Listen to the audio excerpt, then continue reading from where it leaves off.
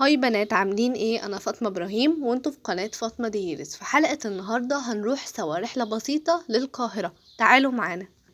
بصوا يا بنات، اول حاجة انا اتحركت من المحافظة اللي انا ساكنة فيها الساعة 9.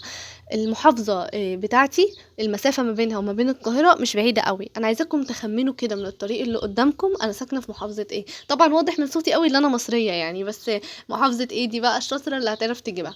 المهم الطريق ما كانش طويل صراحة، وما حسيتش بحر لان احنا كنا الباص طبعا مكيف وكده، ونزلنا كذا استراحة. بس انا صراحه ما لحقتش اصور لكم اي حاجه. المهم قعدنا بقى نشغل اغاني كتير وهيصنا يا جماعه. احنا شغلنا كل اغاني ممكن تخطر على بالكم، من ام كلثوم لحد مروان موسى.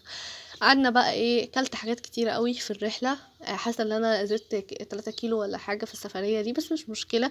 وشربت بقى عصاير كتير وميه. اهم حاجه في السفر تشربوا حاجات كتير عشان ما تتعبوش.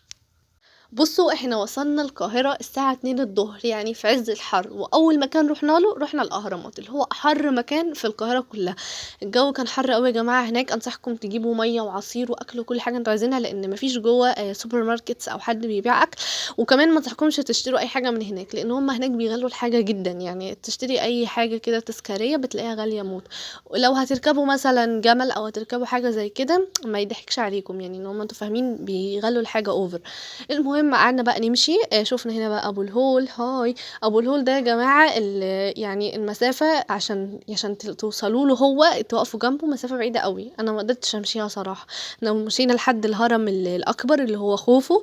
وعلى فكره لو لاحظتوا حاجه في الصور، هما يعني خوفو وخفرع ومنقرع جنب بعض، لكن هما في الحقيقه في مسافه كبيره ما بين كل واحد والتاني. هي مش كبيره قوي يعني، بس في مسافه ما بينهم. وفي اهرامات تانية، اكتشفت ان في اهرامات تانية في نفس المكان. يا جماعة أنا عايزاكم تبصوا على صورة الحجارة اللي قدامكم دي حجارة واحدة من الحجارات اللي مبنية منها الهرم. تتخيلوا بقى هم ازاي قدروا يبنوه بالحجم ده وبالطول ده. وشايفين ده حجم الحجارة الواحدة، أنا مش عارفة ازاي كانوا بيرفعوها أصلا. المهم شايفين بقى دي طريق مؤدي لمقبرة جوه الهرم وكده. عميقة قوي يا جماعة، يعني أنا بجد دخت أول ما بصيت لتحت كده، تحسي عينك مش جايبة آخرها. هنا بقى كنت طلعت بقى من الاهرامات والحر بجد يا جماعه. البسوا هدوم فاتحه، يعني لونها فاتح وكده. وكمان البسوا اي طاقيه او كاب على راسكم لانكم هتتشووا حرفيا. بصوا يا جماعه، اول حاجه عملتها اول ما طلعنا بقى من هناك، انا كانت رجلي مش حاسه بيها، وكنت زوري مش قادره من الحر، ووشي كله لونه احمر كده من الحراره. فروحت جبت المشروب اللي قدامكم ده. بصوا بقى يا جماعة، بعد الرحلة الطويلة في الأهرامات احنا بقى روحنا للفندق والمكان اللي احنا هنقعد فيه. شايفين بقى المسجد اللي قدامكم ده. كان قدام الفندق اللي انا قاعدة فيه، فعشان كده حبيت اصوره لكم وكده. شكله عجبني قوي الصراحة. كمان بقى احنا كنا هننزل بالليل، فعشان كده بقى انا قررت ان انا هصلي واستريح واكل شوية اكل بقى كده، عشان كنت جعانة بقية اليوم. وقعدت استريح حبة لحد ما جه بالليل ونزلنا. طبعا جه بالليل بقى ونزلنا قعدنا نتمشى شوية على الكورنيش بتاع النيل. انا اساسا البلد اللي انا ساكنة فيها بحر. نشوف كل شوية بسهل لكم، هو المحافظة اللي انا ساكنة فيها يعني فيها بحر. فالكورنيش بتاعنا جميل برضو، بس صراحة الكورنيش بتاع النيل يعني اللي احنا نركب مركب وكده احلى 100 مرة من اللي احنا نركب مثلا مركب في البحر. عجبني الاجواء اكتر. قعدنا بصوا بقى هنا ركبنا المركب، وشغلنا بقى اغاني وقعدنا نهيص شويه. وبجد يا جماعه بتوع المراكب دول برضو مستغلين. يعني الراجل ده كان عايز ياخد مننا 1300 جنيه، بس خد 700 جنيه. طيب بعد ما قعدنا نفصل معاه، وقعدنا بقى شغلنا اغاني وهيصنا واكلنا حاجات. وبعد كده بقى انا قعدت شويه طلعنا. قعدت بقى واحنا مروحين، قعدت اصور كده شويه صور للنيل من بره.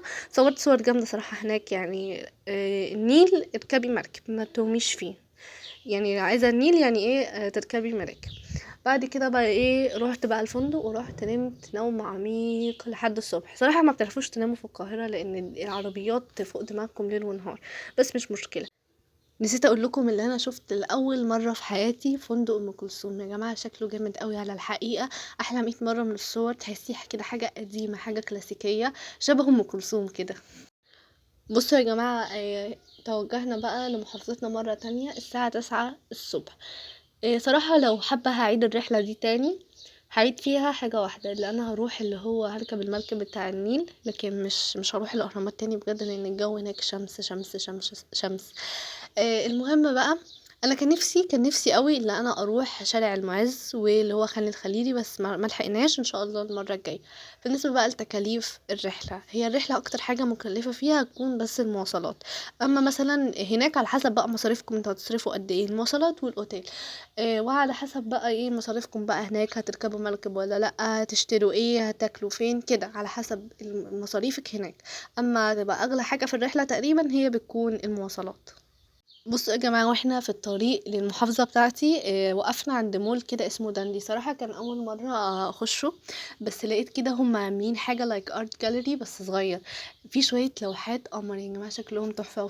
بس كده يا بنات، ده كان فلوج النهارده. حقيقي هي كانت رحلة ممتعة جدًا، مع إنها كانت ليوم واحد يعني، بس صراحة أحب إنها تتكرر. واللي ما راحش القاهرة يا جماعة فايته كتير أوي، روحوا القاهرة يا جماعة، بس يعني اقعدوا فترة أطول، ما تقعدوش زي يوم وتروحوا.